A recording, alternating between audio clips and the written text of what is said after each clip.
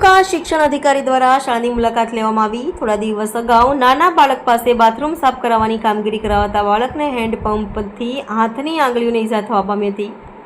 આ બાબતની જાણ સ્થાનિક મીડિયા કર્મીઓને થતાં આ બાબતે બાળકના ઘરની સ્થળ મુલાકાત લેવામાં આવી હતી, જેમાં બાળકના માતા દ્વારા મીડિયામાં આપેલ નિવેદનમાં જણાવ્યું હતું કે મારા બાળકને તવડી ગ્રામની પ્રાથમિક શાળામાં સફાઈ કામ કરાવવામાં આવે છે અને આ સફાઈ કરતી વેળાએ મારા બાળકને આંગળીઓમાં ઈજા થઈ હતી।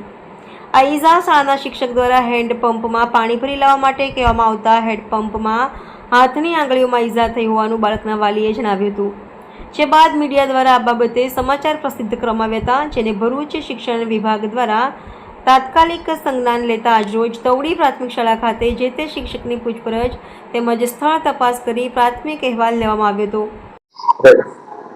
નમસ્કાર, જલપાજી વટાણાવાલા, તાલુકા પ્રાથમિક શિક્ષણ અધિકારી ઝઘડિયા।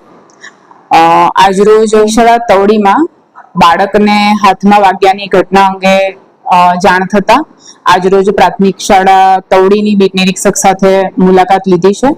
માનનીય જિલ્લા પ્રાથમિક શિક્ષણ અધિકારી ભરૂચ દ્વારા પણ અમને મૌખિક આદેશ કરવામાં આવ્યો છે કે ભાઈ સ્થળ તપાસ કરી અને જે પણ ઘટના છે અને જે પણ ઘટનાક્રમ બન્યો હોય એનો પ્રાથમિક તપાસ અહેવાલ રજૂ કરવા જણાવેલ છે।